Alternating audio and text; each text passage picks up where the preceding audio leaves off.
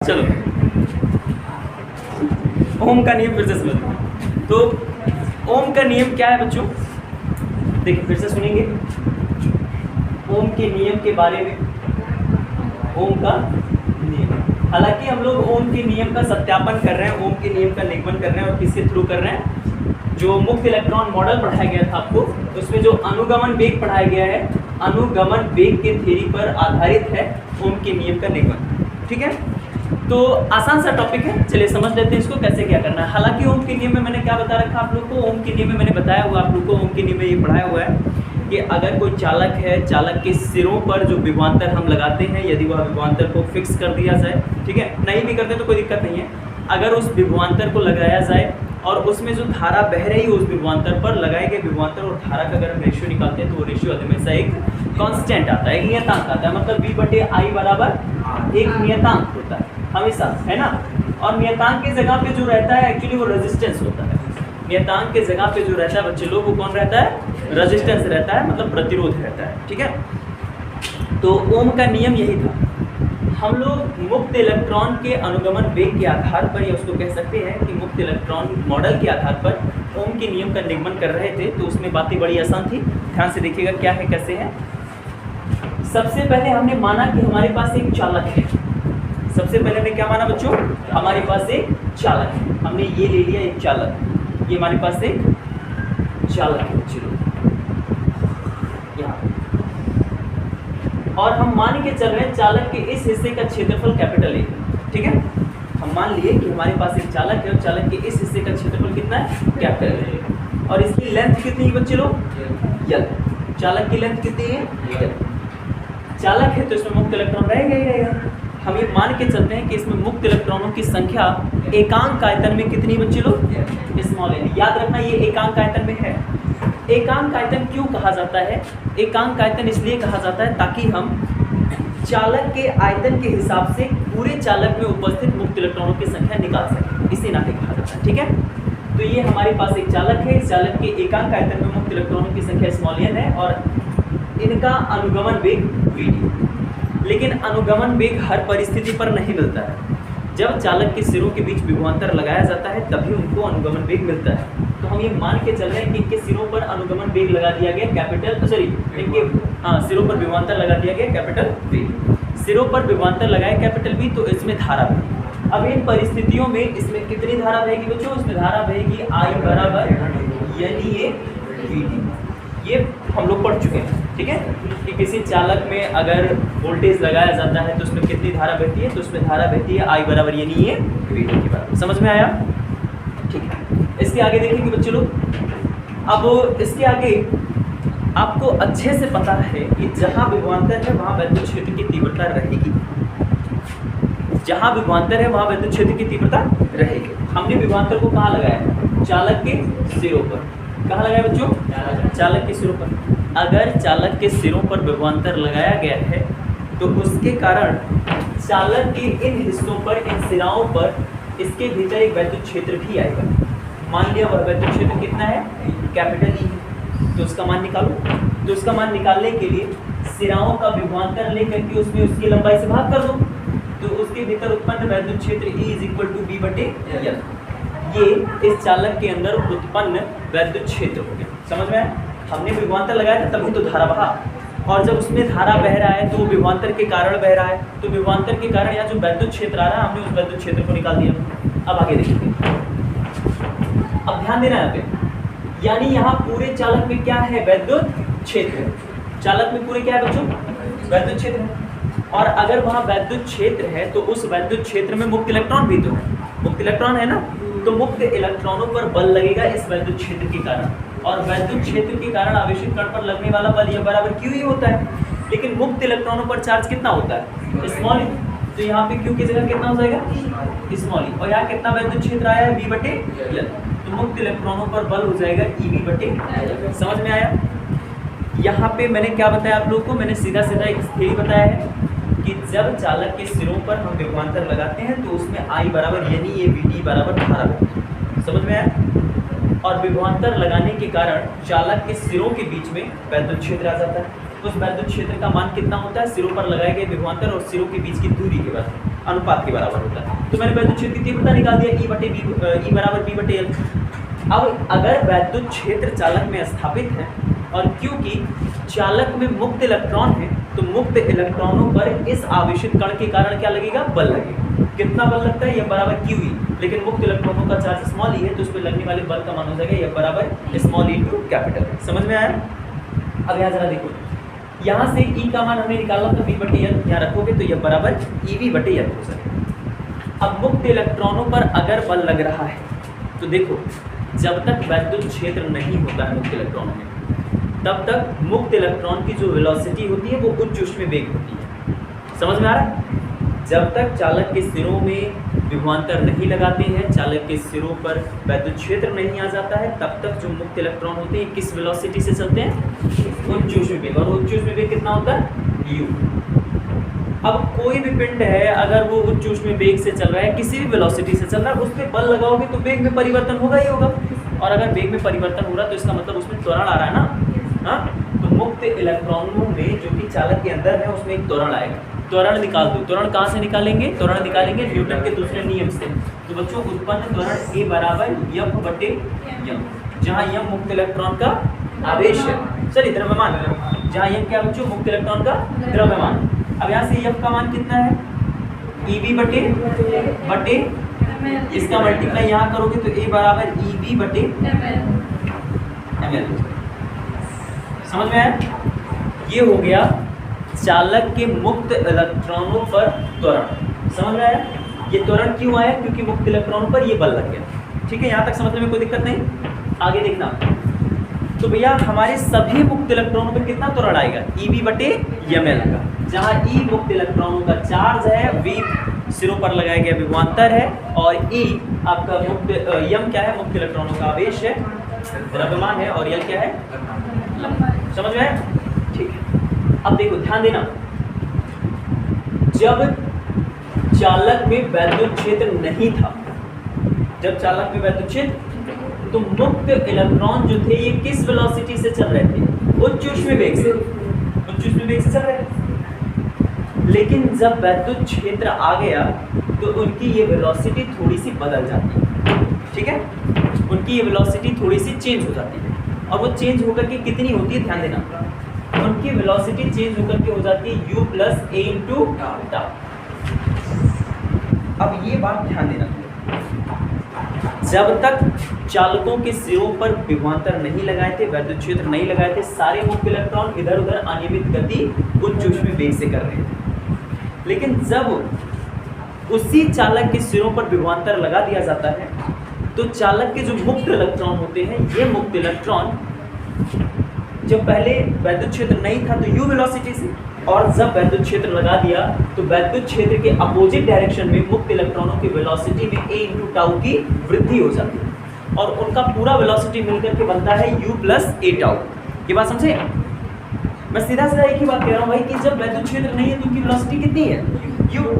वैद्युत क्षेत्र आने के बाद उसमें त्वरण आ रहा है कि नहीं आ रहा है, मतलब वेग बदलेगा ना, उनके वेग में कितनी वृद्धि होती है, a टाउ। तो वृद्धि होगी तो a इंटू टाउ u के साथ ऐड होगा ना भाई, तो मुक्त इलेक्ट्रॉनों पर कितना वेलोसिटी बन जाता है अब, u प्लस a टाउ।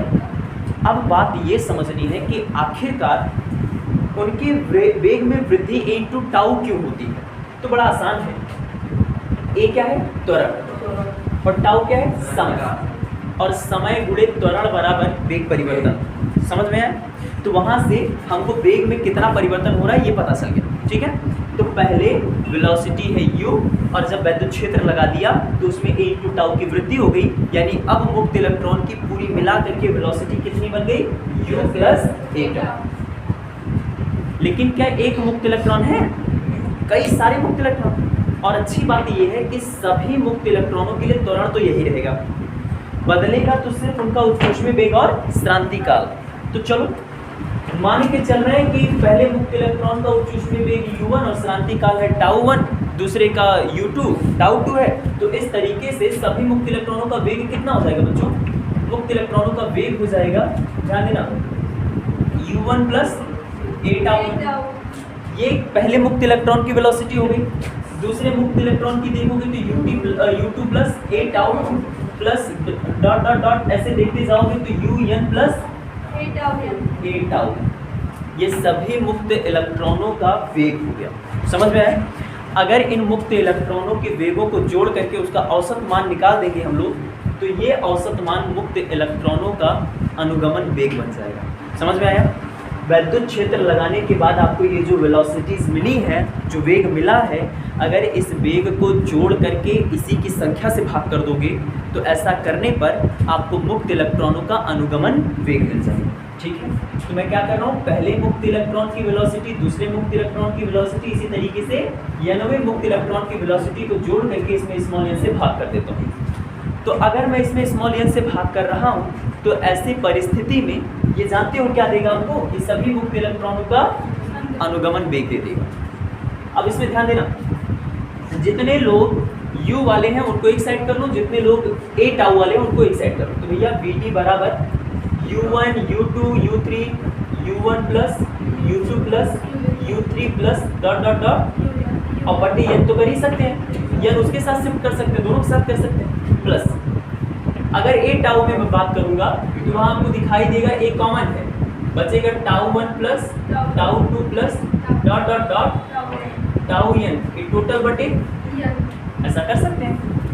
और अगर अब आप यहाँ लिखी हुई राशि पर ध्यान देंगे तो आपको समझ में आएगा कि यहाँ सभी मुक्त इलेक्ट्रॉनों के उच्च ऊष्मीय वेगों को जोड़ करके n से भाग किया गया है, मतलब उच्च ऊष्मीय वेगों का औसत मान निकल रहा है। और उच्च ऊष्मीय वेगों का औसत मान कितना होता है बच्चों? 0 होता है। तो इसकी जगह क्या लिख सकते हैं? 0। और a को कॉमन लेने के बाद टाउ 1 टाउ 2 टाउ 3 को जोड़ करके n से भाग किया गया है, तो वहाँ क्या निकल रहा है? वहाँ श्रांति कालों का औसत निकल रहा है। और अगर हम मान लो ऐसे कि tau 1 plus tau 2 plus dot dot dot tau n बटे n बराबर टाउ, मतलब श्रांति काल को मैंने औसतन कितना मान लिया है? टाउ मान लिया। तो भैया a को छोड़ने के बाद टाउ 1 टाउ 2 टाउ 3 प्लस बटे n करके इसके जगह पे क्या मैं टाउ नहीं लिख सकता हूँ? तो ये हो जाएगा टाउ। तो VT बराबर कितना आएगा? a tau. और टाउ का मान हमारे पास कितना है? EV बटे a। तो ये हो जाएगा EV बटे इंटू ये क्या निकल गया? मुक्त इलेक्ट्रॉनों का अनुगमन वेग निकल गया। अब ये समीकरण देख रहे हो, इसको बना लो समीकरण 1, उस समीकरण में ले जाकर के वैल्यू पुट कर दो। तो ये समीकरण वहाँ रखोगे तो ये हो जाएगा, देखो I बराबर n E a, VD की जगह पे EV टाउ बटे, वहाँ से वो क्या नाम है विभवांतर है, उसको उठा करके यहाँ लाओगे तो ये हो जाएगा I बटे V बराबर E का E में मल्टीप्लाई करोगे तो n स्क्वायर इंटू बटे वैल्यू पलट दो तो V बटे I बराबर ml बटे n स्क्वायर इंटू। ठीक है, अब यहाँ जरा देखो, m मुक्त इलेक्ट्रॉन का द्रव्यमान है, फिक्स होता है। L चालक की लंबाई दिया गया, चालक की लंबाई अपने यहाँ बिना किसी बाहरी प्रक्रम से लंबाई चेंज नहीं कर सकता है। n मुक्त इलेक्ट्रॉनों की संख्या, चालक के एकांक आयतन में मुक्त इलेक्ट्रॉनों की संख्या तय होती है। E मुक्त इलेक्ट्रॉनों का आवेश, A चालक का मोटाई, चालक का क्षेत्रफल तय होता है। टाउ श्रांति काल, औसत श्रांति काल फिलहाल तय होते हैं।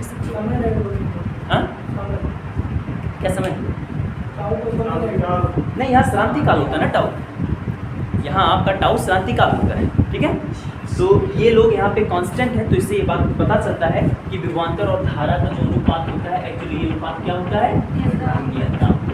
समझ में है? अब यहाँ पे यहाँ तक कंप्लीट हो गया ना। अब इसके आगे जरा कुछ और रिजल्ट देखो, कुछ और बातों को सीखेंगे।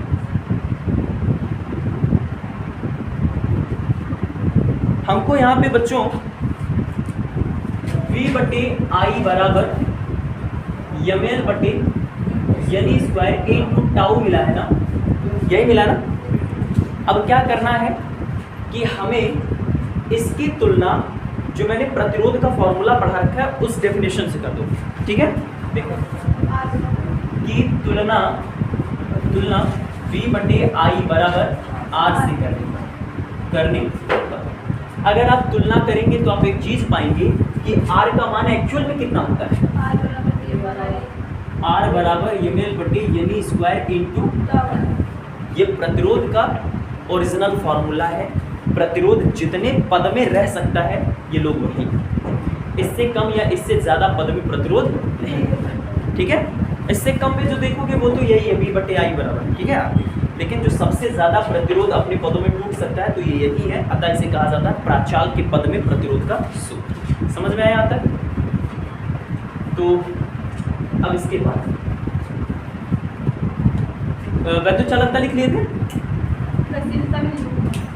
हाँ, गतिशीलता अभी ये पूरा कंटेंट खत्म हो जाए तो लिखना है। वो देखो वैद्युत चालकता लिख चुके थे, लिख चुके हैं, तो हेडिंग डालो विशिष्ट प्रतिरोध।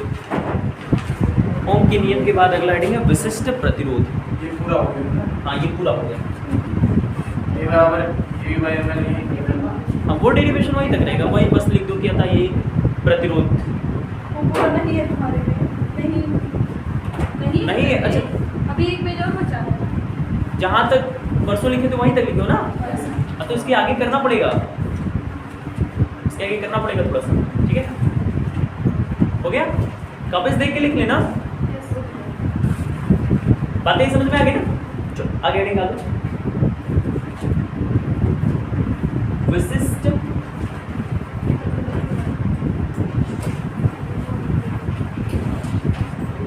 प्रतिरोध, स्पेशल रेजिस्टेंस।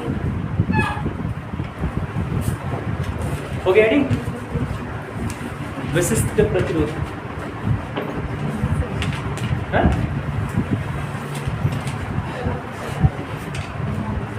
अगला हेडिंग डालो विशिष्ट प्रतिरोध। अनुमान लगा लो कि कितना पेज लगेगा, उस हिसाब से पेज छोड़ दो और आगे बढ़ लो। 1.5 पेज लगभग। हाँ तो छोड़ दो उतना, क्योंकि ज़्यादा टाइम तक मैं पढ़ाऊंगा, बहुत टाइम तक पढ़ाऊंगा।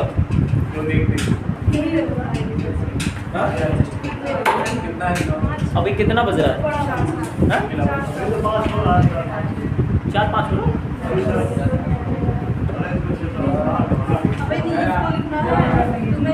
चलो अच्छा ठीक है, चलो लिखो। हो गया जी, फिटिंग हो गया। चलो लिखो, फिर समझाते हैं। लिखिए, बोलो। हाँ लिखो। हाँ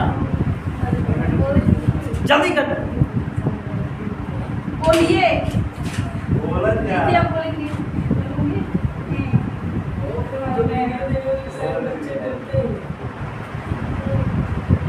अरे बोलिए सर विशिष्ट। हाँ चलो लिखो। तो डेफिनेशन बुलवा लिखो तो लोग क्या था? धारा घनत्व और वैद्युत क्षेत्र की तीव्रता का अनुपात।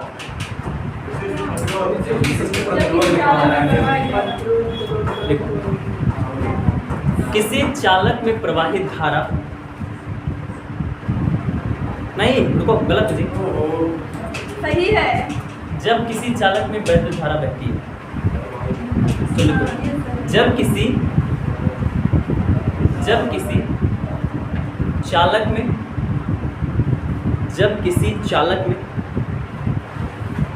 वैद्युत धारा प्रवाहित होती है, जब किसी चालक में वैद्युत धारा प्रवाहित होती है, जब किसी चालक में विद्युत धारा प्रवाहित होती है तो चालक के भीतर वैद्युत क्षेत्र उत्पन्न हो जाता है। तो चालक के भीतर वैद्युत क्षेत्र उत्पन्न हो जाता है, वैद्युत क्षेत्र उत्पन्न हो जाता है। लाइन बदल करके डबल इन्वर्टेड कामा में, लाइन चेंज करके डबल इन्वर्टेड कामा में बोलो। चालक के भीतर किसी बिंदु पर, चालक के भीतर किसी बिंदु पर, चालक के भीतर किसी बिंदु पर उत्पन्न वैद्युत क्षेत्र की तीव्रता कैपिटल ई, उत्पन्न वैद्युत क्षेत्र की तीव्रता कैपिटल ई तथा धारा घनत्व कैपिटल जे के अनुपात को तथा धारा घनत्व कैपिटल J के अनुपात को धारा घनत्व कैपिटल J के अनुपात को हो गया अनुपात को उस चालक का विशिष्ट प्रतिरोध कहते हैं। उस चालक का विशिष्ट प्रतिरोध कहते हैं।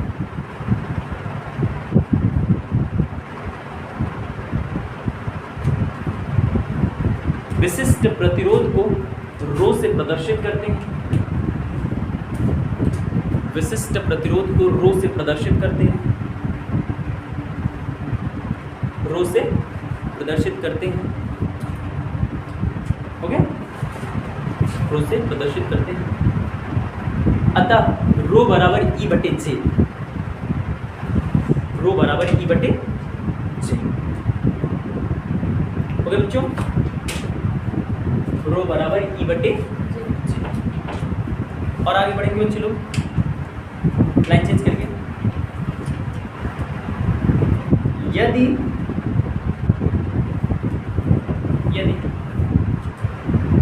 चालक के सिरों पर लगाया गया विभवांतर कैपिटल V,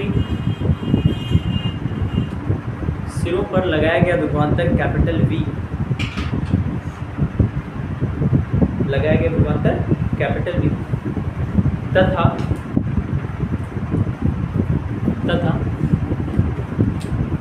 चालक में प्रवाहित धारा स्मॉल I हो, चालक में प्रवाहित धारा स्मॉल I हो,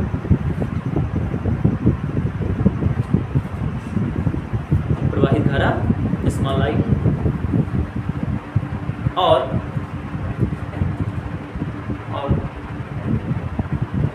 चालक की लंबाई स्मॉल n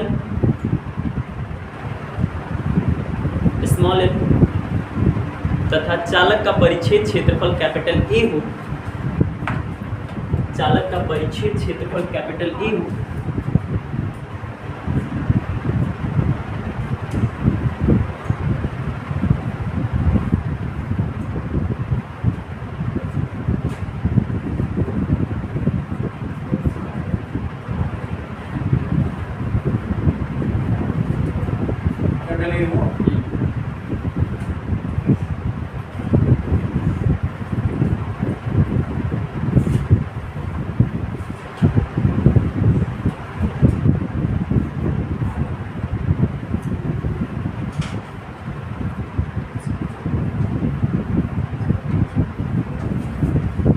ये फॉर्मूला लिखेंगे बच्चे लोग।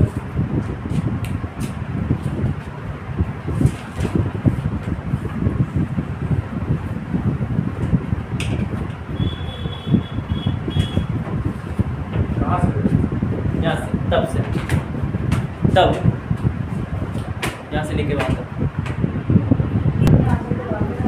तो इसके बाद नीचे लिखे यदि उसके आगे यदि चालक की लंबाई 1 मीटर, चालक की लंबाई 1 मीटर, आप तो कसम खा करके आए कि मुझे ही देखूंगा, नजरा दे देख देख करके।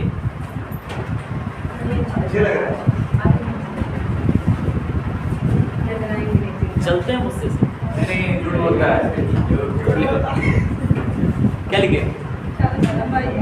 1 मीटर तथा चालक की लंबाई 1 मीटर तथा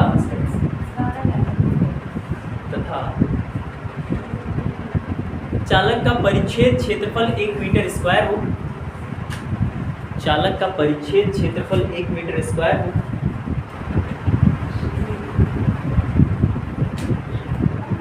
तो उस चालक का प्रतिरोध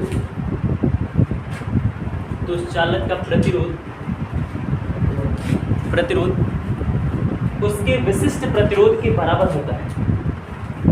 चालक का प्रतिरोध उसके विशिष्ट प्रतिरोध के बराबर होता है, उसके विशिष्ट प्रतिरोध के बराबर होता है बच्चों। हो गया, उसके विशिष्ट प्रतिरोध के बराबर होता है, अर्थात रो बराबर आर, रो बराबर आर। हो गया बच्चे लोग, चलो नीचे लिखो। इसका मात्रक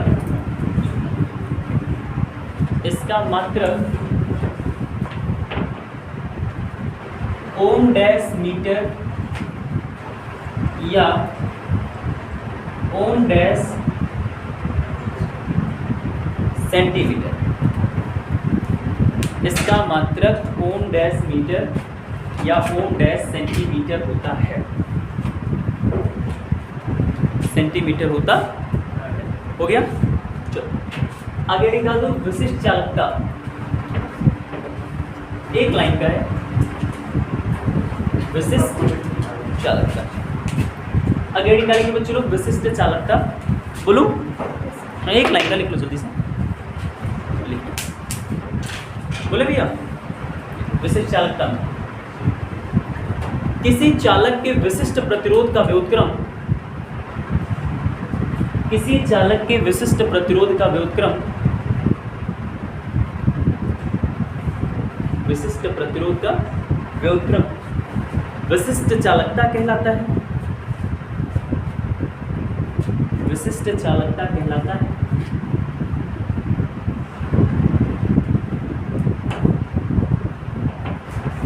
विशिष्ट चालकता कहलाता है। इसे सिग्मा से प्रदर्शित करते हैं,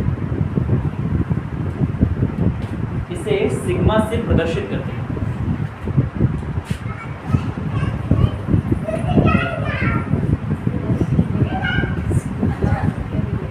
सिग्मा से प्रदर्शित किया जाता है। हो गया, यदि किसी चालक का विशिष्ट प्रतिरोध रो हो,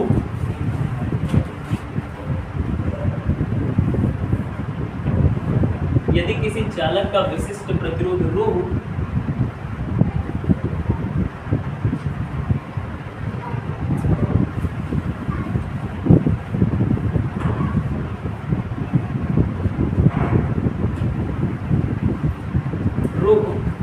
तब 3 स्टेप डाउनलोड कर लो बच्चों, रो हो तब 3 स्टेप लिखो।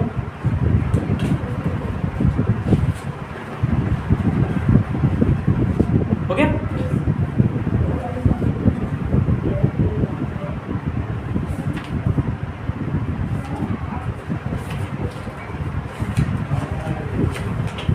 हो गया भाई, एक लाइन और। इसका मात्रक मैं इधर लिख देता हूँ, लिख लो